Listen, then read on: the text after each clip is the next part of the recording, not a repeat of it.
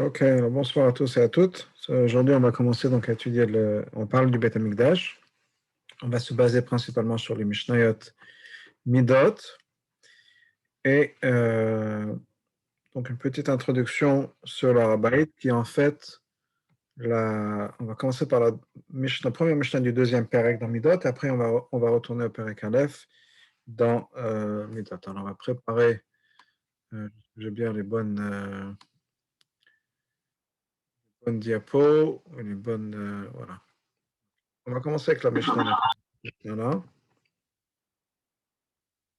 Et ensuite, donc on va montrer des images. Donc là, c'est pour la première Mishnah, donc c'est dans le Perek Bet. On va commencer avec ça. Comme j'ai dit, on va retourner ensuite après au Perek Aleph. Et cette Mishnah-là nous donne une idée d'abord de ce qu'était le Bet Amikdash, donc du Harabait, pardon. Donc on va commencer avec ça. Donc la Mishnah dit la chose suivante. Harabait, Haya Chamesh Meot Ama al Chamesh Meot Ama. Le Harabait, à l'époque du Bet Amikdash, du deuxième Bet Amikdash dont on parle, c'était un carré de 500 amas sur 500 amas. Donc un carré complet. Juste regarder bien que j'ai ce qu'il faut. Ok, on va commencer avec ça. Cette image-là, un instant. Un instant, un instant. Donc voilà. Donc on a ce carré-là qui représente le Harabait à l'époque du deuxième Beth Amikdash. Ok, donc ce carré-là, il faut comprendre qu'un peu plus tard, vers la fin du deuxième Beth Amikdash, à l'époque de Hordus, de Hérode, le Harabait a été agrandi encore plus pour contenir tout cet espace-là, qui est donc l'espace du Harabait. Mais pour l'instant, on parle donc du Beth Amikdash et du Harabait. Ce que vous voyez ici, la structure ici, c'est la structure du deuxième Beth Amikdash, qui était la cour du Beth Amikdash à l'époque de la fin du deuxième Beth Amikdash. Donc une fois qu'on a agrandi ça, on a aussi agrandi l'endroit du Beth Amikdash. Mais donc nous revenons vers ce carré-là, qui est donc l'image du Harabait de nos jours, qui représente ça. Juste pour continuer, donc à l'époque d'Hordous, à l'époque de Hérode, le Beth Amikdash, le Harabait, a été étendu. Alors, il faut comprendre qu'il s'agit d'une montagne, parce que c'est Harabait, c'est la montagne du temple, le mont du temple, et que cette montagne, on a créé un mur autour de la montagne, on a construit un mur autour de la montagne, qui ensuite a été rempli pour créer une surface plate en haut. Ok. Je ne sais pas si je ne crois pas avoir d'image. Je vais regarder si j'ai des images du côté. Un instant, je vais regarder parmi dans les images préparées. Mais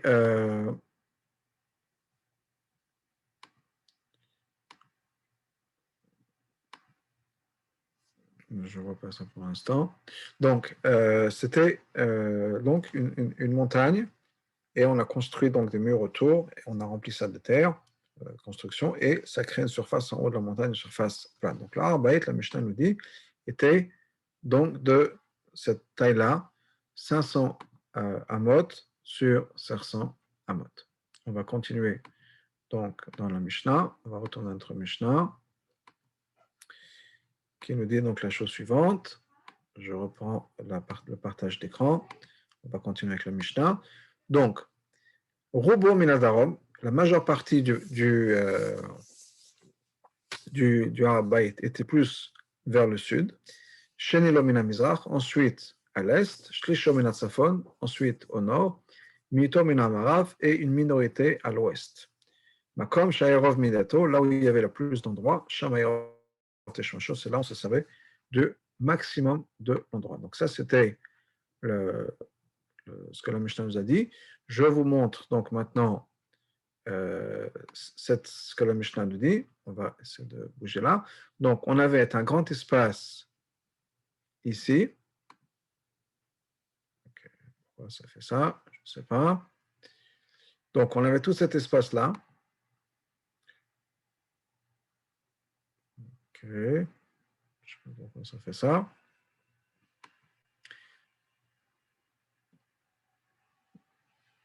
Si on a un autre espace, une autre image. OK. Donc, on a toute cette image-là, tout cet espace, je ne sais pas pourquoi ça fait ça, tout ce côté-là, donc qui était le sud, encore une fois, le Beth Amikdash, et est-ouest, on rentre par là, c'était l'entrée du côté de la ville, à l'est, et on continue, on avance vers l'ouest. Là, on est de ce côté-là, c'est l'ouest, et donc nord, sud. Ce que la Mishnah dit, c'est qu'il y avait le plus d'espace ici du côté sud, puis du côté, encore une fois, donc du côté est, puis du côté nord, et un tout petit espace du côté ouest. Plus il y avait d'espace, plus on se servait de quelque chose. Okay? Comme la Mishnah nous le dit, donc, Makom Shayarov Minato, là où il y avait plus d'espace, Sham Ayarov Tashmisho, c'est là où on se servait le plus de l'endroit. Alors, je voudrais partager avec vous le Ikar Tosfot Yom Tov, commentaire sur la Mishnah, qui nous dit la chose suivante. Rav, Shehu al Lishkot Arbe, il y avait beaucoup de bureaux là-bas, ou bâtiments et des maisons. Donc, nous, on voit un espace qui est vide dans cet endroit-là, mais en fait, c'était rempli de maisons, c'était rempli de bureaux. Donc, on continue. Chasso Yishum Bemet, qui était donc fait là-bas. Véacha, donc c'était vraiment là-bas. Lem Shamsha Bait, pour les gens qui travaillent dans le Beth Amikdash. Nosaf al Lishkot, Shinamou Mishnah, à part toutes les Mishnah, toutes les Lishkot, tous les bureaux qu'on avait décrits dans la Mishnah, mais au-delà de ça, il y avait des bureaux et il y avait des maisons pour les gens qui travaillaient dans le Beth Amikdash. Kirotan lo yaspiku, parce que ça ne suffit pas, ce qui est marqué dans la Mishnah ne suffisait pas à la construction du Beth Amikdash, aux besoins du Beth Amikdash. Vehem shloshim, il y en avait 30. Là, il y a eu autre Hamesh, peut-être qu'il y en avait encore 25 au-delà de ça, la Memounim, je ne sais pas, créer des shkalim aux gens qui étaient appointés, aux gens qui avaient certaines positions. On en parle dans le 5e période de shkalim. Pourquoi est-ce que la majorité de l'espace était vers le sud?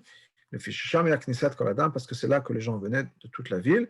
Mais Yeshi Ben Negev, qui est dans le sud, Kakatot Becheskel, quand c'est marqué dans Yecheskel. Je reviens à notre image. Okay? Donc, la ville était en majeure partie donc, dans ce sens-là. Alors là, on a l'est, on s'avance vers l'ouest. Okay? Nord, sud. La majeure partie de la ville se trouve de ce côté-là. Et donc, c'est là où il y avait le plus d'espace, c'est là où on rentrait dans le Beth Amikdash. On va repartir encore une fois. Donc, les gens venaient donc du sud, de ce côté-là. On va essayer de voir si on peut changer la manière de voir les choses. Bon. Je ne sais pas pourquoi ça crée ça. On va essayer de voir si on peut changer ça. En tout cas, donc, il y avait donc les gens venaient de la ville et c'est de là qu'ils voyageaient. On va essayer de trouver d'autres images pour vous montrer par rapport à la ville. Si je trouve la bonne image.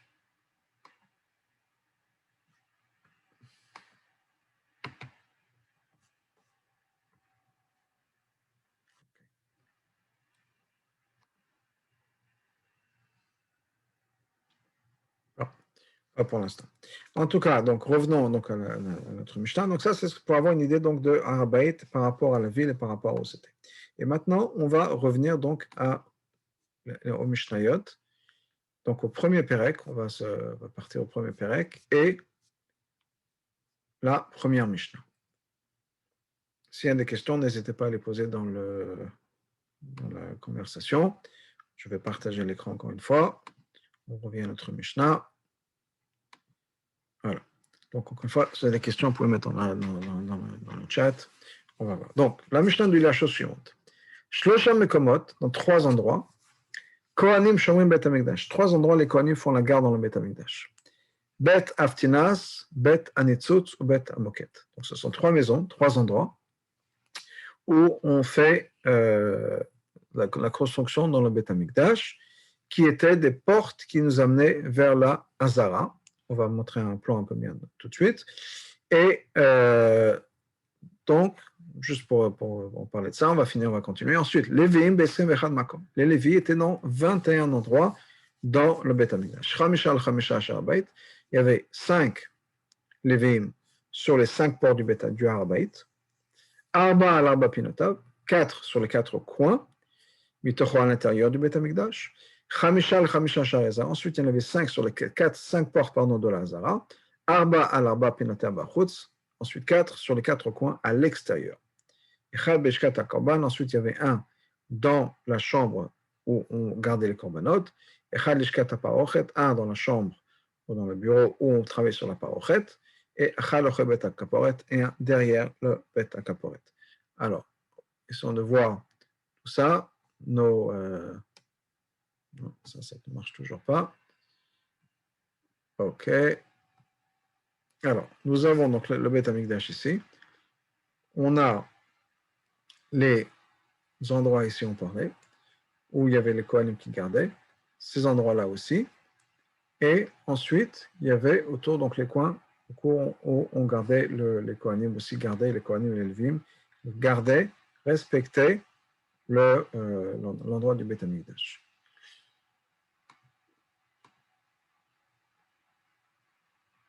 Je cherche bonnes images à partager avec vous.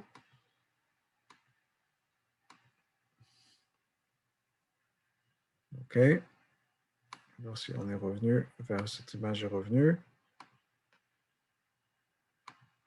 OK.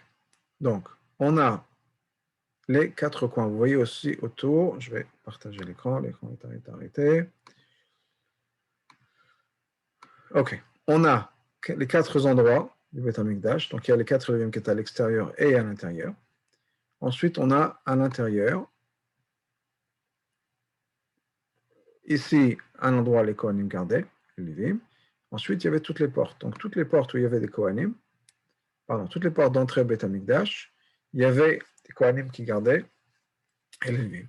Donc, on a ces 4 coins à l'intérieur et à l'extérieur. On a aussi les portes ici, ici, ici, ici et là-bas. OK. Et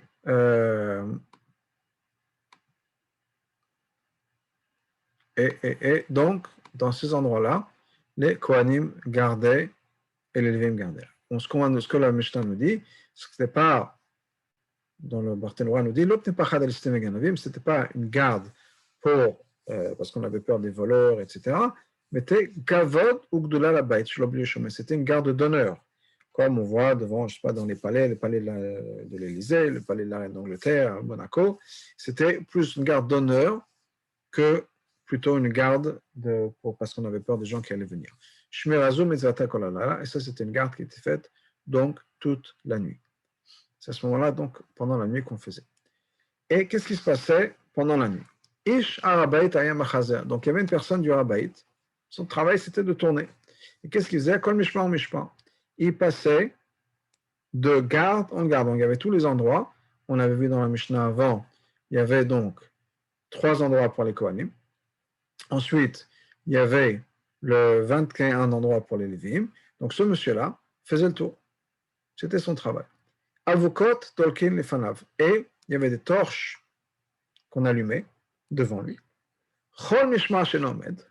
S'il y avait un garde qui n'était pas debout à sa place, Omer lui dit Isha Abayt. Donc, cette personne-là lui dit Shalom Alecha. Donc, il appelle, il dit bonjour, bonsoir, Shalom Alechem. Il dit Kashu Yashan, on voit qu'il ne répond pas. Il est en train de dormir. Il peut le frapper, il le réveille avec son bâton. Il avait même le droit de brûler son vêtement, alors que normalement on ne peut pas brûler les vêtements, c'est pas le tachrit, mais il avait le droit de brûler les vêtements pour faire une impression sur les gardes, que bien sûr qu'ils fassent attention, qu'ils n'en pas. Mais à un moment, ils leur disent, Makol Bazar, les gens disent, mais c'est quoi ce bruit qu'on entend dans la Hazara? Dans la Hazara, c'est la pièce, la partie du Beth Amikdash, je vais montrer ça, on n'en a pas parlé. Donc la Hazara, on va montrer ça dans ce temps, c'est ici, donc là, ça c'est les Ezrat Kohanim, donc c'est ça surtout la Hazara, c'est cette partie essentielle qui est vraiment l'essentiel du Beth Amikdash, qui ressemble à la cour qu'on avait dans le Mishkan, parce que le Beth Amikdash a été construit à l'exemple du Mishkan. dans le Mishkan, qu'est-ce qu'on avait? On avait ce qu'on appelle de nos jours le Echal, c'est-à-dire un endroit où il y avait le Kodesh et le Kodesh et Kodashim. Kodesh et Kodashim, où il y avait l'arche avec les Luchot. Dans le Echal, il y avait le Mizbeach, Zahav, le Mizbeach pour les Ketoret. Ensuite, il y avait la Menorah. Ensuite, il y avait le Shulchan pour le Lechem Apanim, pour les pains. Donc, on a cette partie-là, donc c'est le Echal. Puis, autour du Mishkan, il y avait la Hazara, la cour. Dans la cour, il y avait le Mizbeach, le grand Mizbeach. Cette partie-là est la partie essentielle du Beth Amikdash. C'est cette partie qui vraiment est le Beth Amikdash, dans le sens c'est l'essentiel, disons le cœur, si on peut dire, du Beth Amikdash. Alors, bien sûr, on rentre dans les détails, il y a le Kodesh HaKodashim qui est plus important, etc. Mais le cœur, le noyau du Beth Amikdash, c'est cette partie-là. Puisqu'il y avait tout un tas de besoins autour, on a créé un autre espace, qui est Zrat Nashim ici, la cour, on appelle ça la cour pour les femmes parce qu'il y avait un deuxième étage ici, il y avait des balcons qui étaient faits pour que les femmes puissent venir participer, d'où l'idée des Zrat Nashim dans la synagogue, dans le sens où c'est dans le deuxième étage. Il y avait ici des bureaux où on pouvait acheter les corbanotes, etc., etc. Il y avait des choses qui se passaient là-bas, mais c'était plus un niveau pratique, si on peut dire. Le cœur du Beth Amikdash, l'essentiel du Beth Amikdash, c'est cette partie-là. À l'époque du premier Beth Amikdash, il n'y avait pas cet espace-là. À l'époque du troisième Beth Amikdash, cet espace sera encore plus grand, puisque on va agrandir encore plus l'espace à l'époque du troisième Beth Amikdash. Et donc ça, c'est vraiment l'essentiel. Donc on appelle ça la Hazara, la cour. Et donc, pour revenir à notre Mishnah, les gens disaient, qu'est-ce qui se passe dans la Hazara? Pardon. Qu'est-ce que c'est que le bruit qu'on entend? Kol ben Levi lokeb gadav nisrafin. C'est la voix d'un Lévi qui est frappé parce qu'il dormait. Ou Bgadav Nisrafin et ses vêtements sont brûlés. Pourquoi? Chez Yachan Amishmaro, parce qu'il dormait alors qu'il était censé garder. Rabbi Eliezer ben Yaakov, mère Ben Eliezer ben Yaakov, dit, Pamachat une fois, Matsu et Achima, ils ont trouvé le frère de ma mère, c'était mon oncle, Yachan, qui dormait, et sa faute que ils ont brûlé son vêtement, c'est-à-dire que ça se passait, c'est pas juste qu'il avait le droit, mais que personne ne le faisait. Des fois, effectivement, il y avait un besoin, apparemment pour choquer les gens, pour que les gens fassent attention dans le futur, de ne pas s'endormir sur leur garde. Il fallait faire attention. Et donc, c'était effectivement fait comme ça. Les gens, ou une fois en tout cas, ça s'est fait, qu'on a brûlé les vêtements de ce Lévi qui est en train de garder pour, encore une fois, le réveiller. Alors, on nous dit la chose suivante. Chamisha Sharim Ayu l'Arabait. Le Arabait avait 5 portes pour entrer. Shnei Share Chulda Minadaram. Il y avait 2 portes vers le sud. Et les portes de Chulda. Chulda, c'était une prophétesse. Et c'était vers le sud. Donc, le sud, c'est où? Ce sud, c'est de ce côté-là. Donc, on voit ici, dans le dessin, c'est peut-être pas très clair. On va essayer d'agrandir ça un peu et de voir si on peut faire le tour. OK. Donc, le sud, on a ces 2 portes-là qui rentraient. OK. Voilà. Donc, il y avait ces 2 portes-là qui sont les portes de Chulda. OK. Pourquoi encore une fois du côté sud? On a vu parce que c'est là où il y avait le plus de monde qui rentrait, parce que la ville était de ce côté, la ville de Yerushalayim était de ce côté-là. Ensuite, Kiponos, il y avait la porte, qu'on appelle la porte de Kiponos, qui était Minamarav. Donc, Minarav, c'est l'ouest, c'est ici, c'est ce côté-là, et on a cette porte-là, la porte de Kiponos, qui était donc juste derrière le Beth Amikdash. OK? Ça, c'est notre entrée.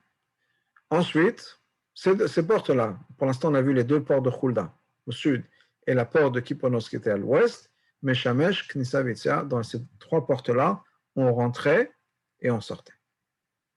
Ensuite, Tadi. Il y avait une porte qu'on appelle la porte de Tadi, Minat Safon au nord. L'Oyem Shamesh Klum. Ça ne servait à rien. Elle était là. C'est vrai qu'il y avait une porte, mais personne ne rentrait et ne sortait. Donc, cette porte-là au nord, je vais faire en sorte qu'on puisse voir. On va rapetissir ça. Si on peut monter un peu. OK. Donc, cette porte-là. du côté nord, il n'y avait rien qui se passait. Okay?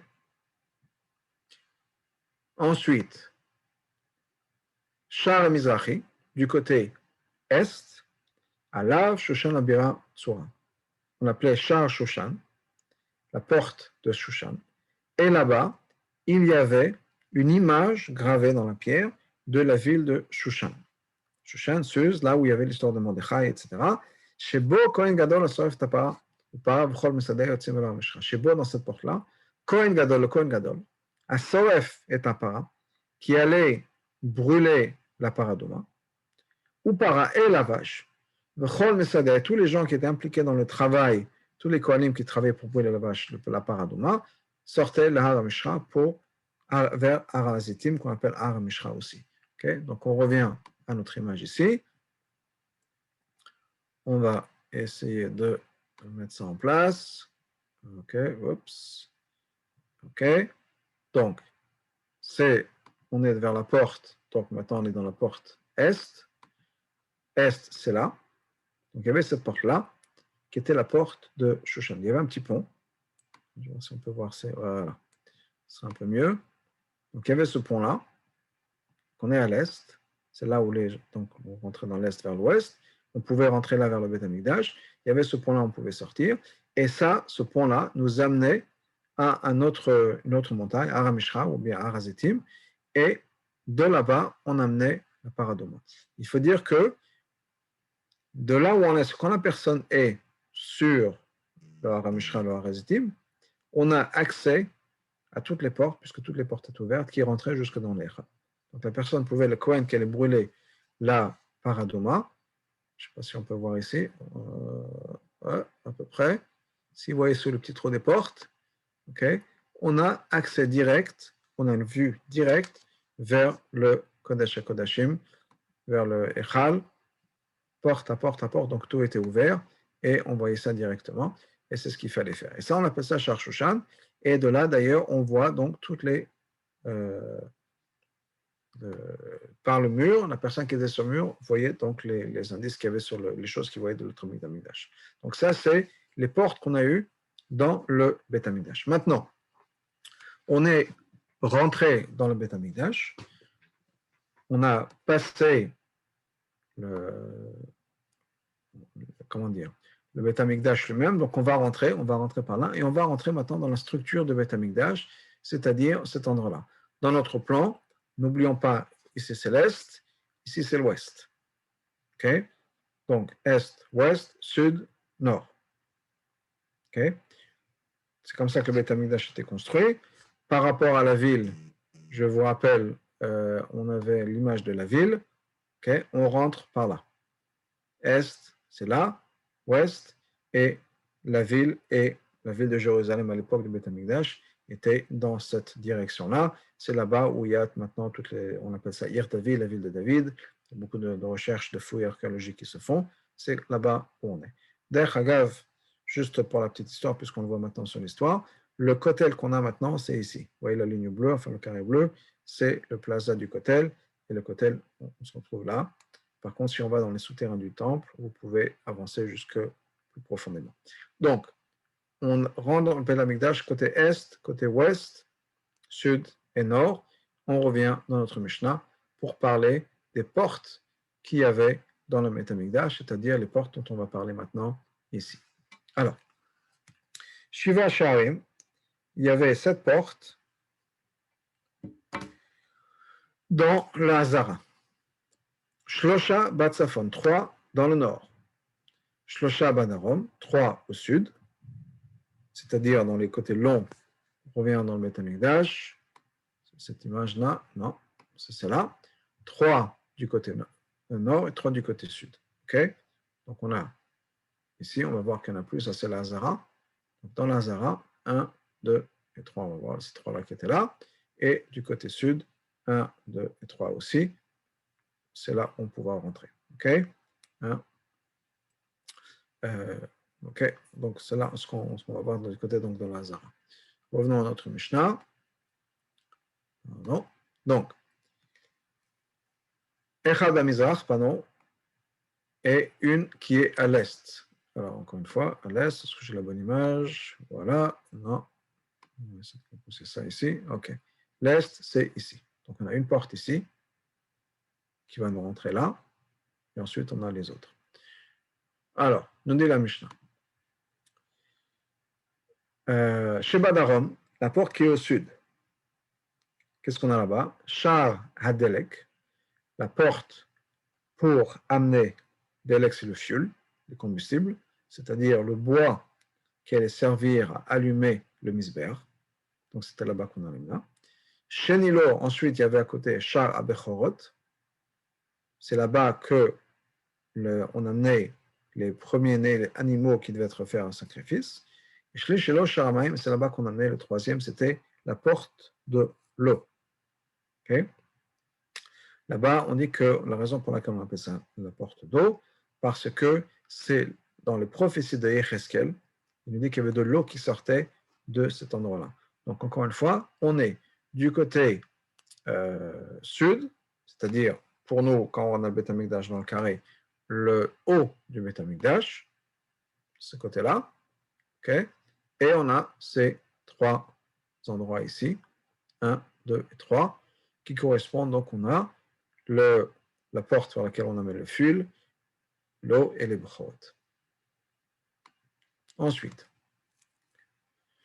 Sheba Mizrach, à l'est, Sha'ar Nikanor, les portes de Nikanor.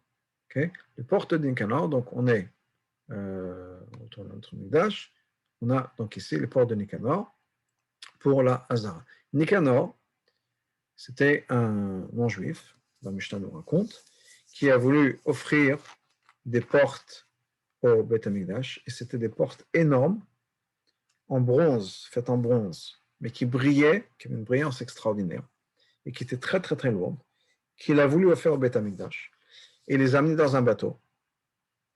Et le bateau était pris dans une tempête, et allait couler. Et donc, bien sûr, il voulait soulager le bateau, donc il y avait ces deux portes énormes en bronze, donc qui devaient peser des tonnes, et le capitaine a décidé de les jeter, pour pouvoir alléger le bateau. Nicanor a vu ça, il s'est jeté à l'eau avec les portes,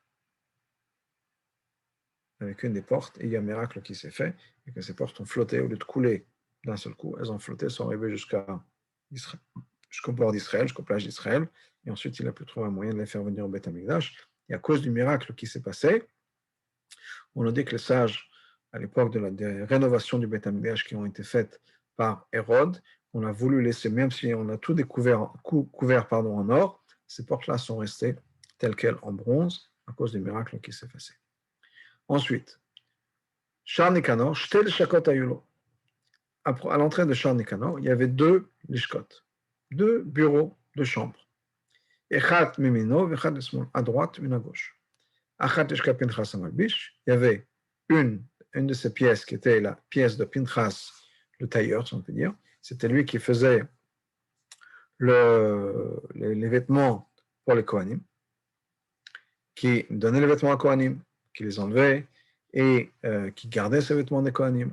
Et ensuite, l'ishkat osechavitin, il y avait les lishka de ceux qui préparaient les chavitin. Les chavitin, ce sont les sacrifices de mincha qui étaient amenés par le Kohen Gadol. Chaque jour, il devait amener une mesure de farine, frite dans l'huile, et une partie le matin, une partie le soir. Et on appelle ça machavitin parce que c'était marqué al-machbat. Machbat, c'est une poêle à frire. Et c'était comme ça qu'on faisait ces mincha-là. Okay? Donc, pour revenir au Beth Amikdash, okay, on rentre et on a les lishkot, si on peut dire, qui sont ces deux pièces-là. Vous voyez deux pièces ici. Donc, il y a l'entrée, Shar Nikanor, et il y avait les deux pièces à droite et à gauche, où il y avait ces deux pièces-là, l'ishkot, où les gens travaillaient. Donc, l'ishkat, Pinchas Amalbish, et le Osechavitin. Ok. Ensuite, on est au côté nord. Côté nord, ça veut dire quoi? Côté nord, ça veut dire c'est ce côté-là. Okay? Donc, ce côté-là, on va parler maintenant des pièces, si on peut dire, qui vont nous permettre, des portes, des portails qui nous permettent de rentrer dans la Hazara. Shevat Safon, donc, il y avait, donc du côté nord, Sha'ar Anitzutz. Sha'ar Anitzutz, c'est la porte de l'étincelle. C'est-à-dire qu'il y avait du feu là-bas. Donc de l'autre côté, on avait le bois. Mais là, il y avait toujours un feu qui était là-bas où il y avait les étincelles. Ensuite, comme une achsadraya. Et c'était fait comme une achsadra. C'est-à-dire, le Barthénois nous explique, il y avait shnek talim, il y avait deux murs, et chazen et chanitzazen, l'achat, chacun d'un côté de la porte. Et ils sortaient un peu à l'extérieur de la Hazara, du Harabait, Aliyah bnouya lemala, et il y avait quelque chose qui était construit en haut, à l'otage nektalim sur ces deux murs. Regardons voir si dans notre image nous donne ça. On voit, comme ici, vous voyez. Donc, ça sortait un peu, vous voyez, tout cela, ils sont là, mais là, ça sort. Et à l'extérieur, et il y avait ces deux petits murs-là qui rentraient. OK? Ensuite, Shakolim shomrim lemalan, velim lemata. Donc, les Kohanim gardaient en haut et les Lévim étaient en bas. Petach ayal olechem. Et il y avait une porte vers le Chel. Ensuite, Shenilo Sha'ar Korban. Ensuite, il y avait le Chel, je n'ai pas expliqué ce que c'était. Le Chel, c'était le passage. Voilà le Chel ici. Okay, c'était le passage qui tournait autour du Beth Amikdash. C'est-à-dire qu'on pouvait maintenant faire le tour du Beth Amikdash par ce chemin-là qui est le Chel. Okay? Donc, il y avait une porte, on pouvait rentrer vers le Chel, comme vous voyez ici. Okay? Et ensuite, on avait à côté Sha'ar Korban, la porte du Korban. C'est là qu'on emmenait les Kodesh Kodashim, les sacrifices les plus fins, les plus saints, pardon. Ensuite, Shlish Elo, le troisième, c'était Bet HaMoked. Bet HaMoked, là-bas, c'était la chambre du foyer. Foyer, c'est qu'il y avait un feu là-bas. Dans ce feu, il servait à quoi? C'était le feu pour que les Kohanim puissent se réchauffer. On est à Jérusalem, on est en haut d'une montagne, il n'y a pas de chauffage central. Les Kohanim devaient travailler dans le Beth Amikdash à l'extérieur, hiver comme été. Ils avaient certains vêtements à porter, uniquement, pour être simple, un chapeau, une chemise, des shorts et une ceinture, un cartel. Donc, pas très protégés des éléments. Ils étaient pieds nus. Et encore, donc, on est dans Jérusalem, à Jérusalem, pieds nus sur la pierre, puisque le sol du Beth Amikdash est fait de pierre. Il ne faisait pas très chaud. Et donc, ils avaient un endroit où ils pouvaient venir se réchauffer, qui était le Beth HaMoked. Beth HaMoked, ça veut dire justement l'endroit du feu. Okay? C'est là, ici. On voit, j'imagine que ça doit être une image du feu, ici, où les Kohanim pouvaient venir se réchauffer quand ils avaient besoin. On continue. Et on nous dit que dans le Beth HaMoked, il y avait quatre pièces, si on peut dire. 4 endroits. OK? Pardon, j'imagine que ce n'est peut-être ça le Beth HaMoked. Donc je vois ça. Je me dis que c'est peut-être ça le Beth HaMoked. En tout cas, donc il y avait 4 petits coins. Donc ça doit être ça le Beth HaMoked dans leur image. Donc il y avait ces 4 coins-là, où il y avait donc 4 pièces. 1, 2, 3 et 4 ici autour du Beth HaMikdash, autour de Beth HaMoked. Donc, c'était comme ouvert, comme des petites pièces qui étaient ouvertes donc vers ces grandes pièces-là. Il y en avait 2 qui étaient du côté saint et 2 qui n'étaient pas du côté saint. Dans notre image, côté saint du Beth HaMikdash, c'est-à-dire vers l'Azara, et c'est les petits points qui étaient là-bas, et 2 qui étaient du côté qui n'étaient pas Mekoudash, saint du Beth HaMikdash, c'est de l'autre côté. Et on va voir que la Mishnah dit qu'il y avait des marqueurs par terre pour que les gens puissent voir, les Kohanim qui étaient là, puissent voir où on est, où on n'est pas. Alors, retournons dans notre Mishnah. Et il y avait des petits poteaux qui sortait donc du mur pour indiquer où était la partie sainte, c'est-à-dire où était la partie à l'intérieur de la Zara, où était la partie Chol. Qu'est-ce qu'on faisait? Qu'est-ce qui se passait dans ces 4 pièces-là? Maravit, Dromit. Ouest, sud, sud-ouest.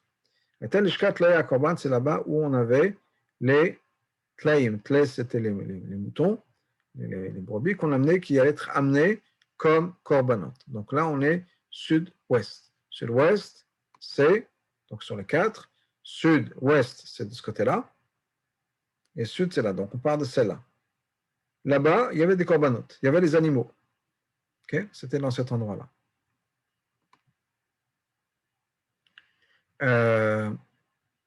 Dromit, Mizrachit. Ensuite, sud, est, c'est-à-dire à la gauche.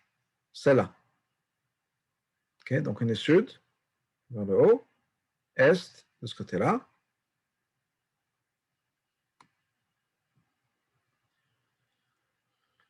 C'est là où les gens qui faisaient le pain pour le lechem apanim travaillaient.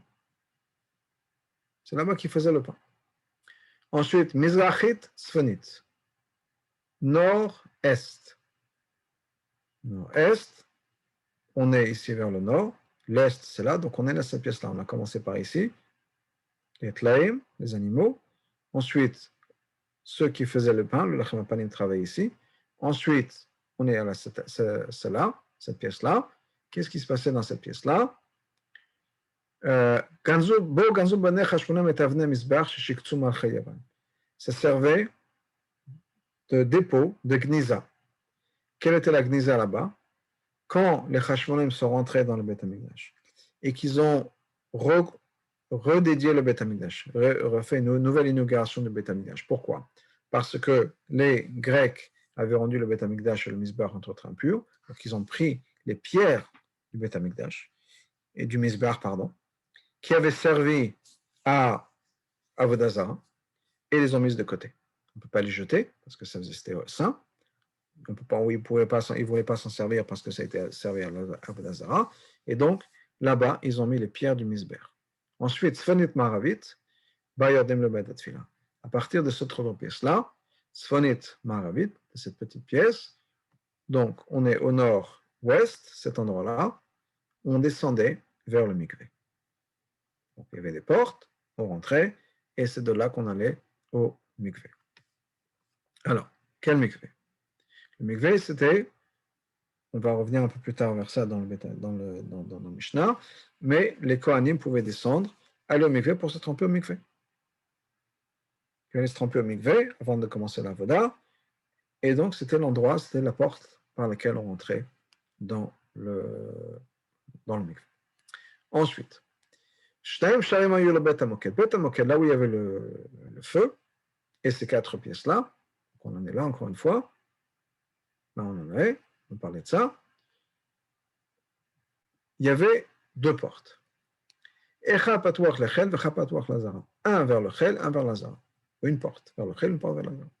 Amar Rabbi Yehuda nous dit, Ze Shaya Patuach la Zara, la porte qui nous amenait vers la Zara, Pishkesh Aya Katan Ayalo, là-bas il y avait une petite porte à l'intérieur de ça, Shebo Nechnasin Yivlosh et Azara, par laquelle on rentrait chaque matin pour examiner l'Azara. Revenons à notre image, il y avait donc ces 2 portes-là, une entrée vers le Chel, on a vu ça tout à l'heure, une entrée vers l'Azara, donc cette partie-là du Beth Amikdash, et il y avait un moyen de sortir, il y avait une petite porte à l'intérieur de la grande porte, par laquelle on pouvait aller examiner, on sortait vers l'Azara, et de là on pouvait regarder que tout se passe bien comme il faut dans l'Azara. Beth Hamoked.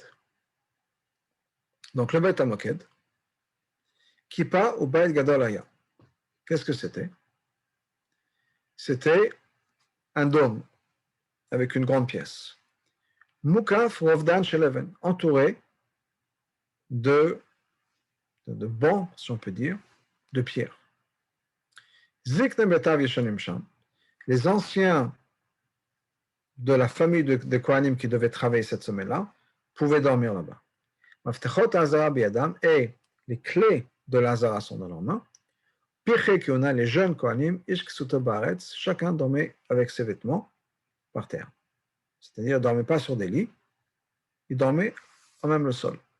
Comme les gardes, si on peut dire, on dit le Barthénois, comme les gardes chez les rois, qui ne vont pas dormir de manière confortable, ils dorment sur la terre même. Et ils avaient donc, chacun avait son oreiller, ils dormaient sur l'oreiller à côté. Okay?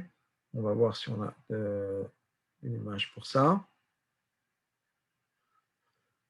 Je ne vois pas l'image que j'aurais voulu vous montrer. Donc, en tout cas, peut-être que c'est ça.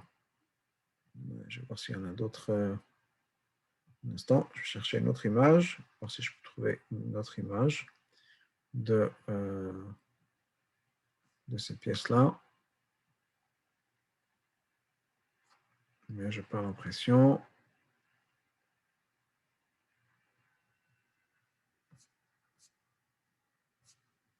Ok, on va rester avec ça. Donc, revenons à notre Mishnah. Et on va donc continuer l'explication de la Mishnah.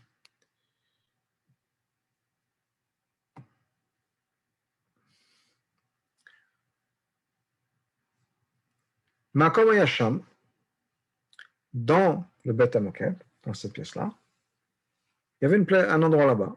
Ama à la main. Une ama, une coudée sur une coudée. Tavla Sheshaish. Il y avait une dalle de marbre. Tabat Atakfouaba. Dans cette dalle de marbre, il y avait un anneau. Veshalshelet Shamaftechot Yutlodba. Il y avait une chaîne. Et sur cette chaîne-là, il y avait les clés. Arrive le moment où il fallait fermer le Beth Amikdash.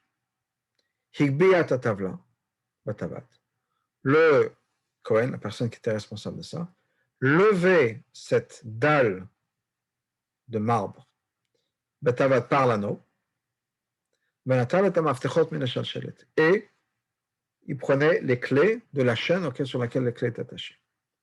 Et le Kohen fermait de l'intérieur le Beth Amikdash. C'est-à-dire que les portes de la Hazara, le Kohen le fermait de l'intérieur. Et de l'autre côté de la porte, il y avait un Lévi qui dormait pour protéger l'entrée. Okay. Et comme on l'avait dit, il y avait plusieurs endroits, bien sûr, chacun, les Kohanim et les Lévim, gardaient. Gamar Mileno, il a fini de fermer toutes les portes. Il remettait les clés sur cette chaîne-là. Il remettait cette dalle de marbre à sa place. Et il mettait son oreiller dessus. Yashanu, il allait dormir. Donc, c'était fermé. Plus personne ne pouvait rentrer ou sortir du Beth Amikdash. Et on cachait les clés et on dormait sur les clés. Il y avait un Kohen qui dormait sur les clés. S'il y a un des Kohanim qui dorment, alors encore une fois, vous rappelez que les Kohanim, où est-ce que les Kohanim dorment? Ceux qui dorment là, cette semaine-là, ils sont ici. Ils sont dans cette pièce-là. C'est là où les Kohanim dormaient. Ok? On avait vu, je ne sais pas si on peut bien les voir, ici peut-être, qu'il y avait des espèces de bancs de pierre sur lesquels les Kohanim dormaient et les jeunes dormaient par terre. Donc les Kohanim là-bas de cette semaine-là, puisque les Kohanim étaient en groupe, c'est-à-dire chaque semaine, il y avait une nouvelle famille de Kohanim qui devait faire la Voda. Donc, les Kohanim de cette famille-là, ceux qui étaient un peu plus âgés dormaient sur les bancs, les plus jeunes dormaient par terre. Et là, s'il y a des Kohanim, un écoulement séminal.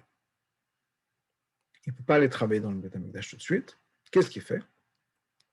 Il sort, Volech lo iva, Bam Siba, par le chemin, Haolechet mitachat abira, qui passait sous le bâtiment du Beth Amikdash.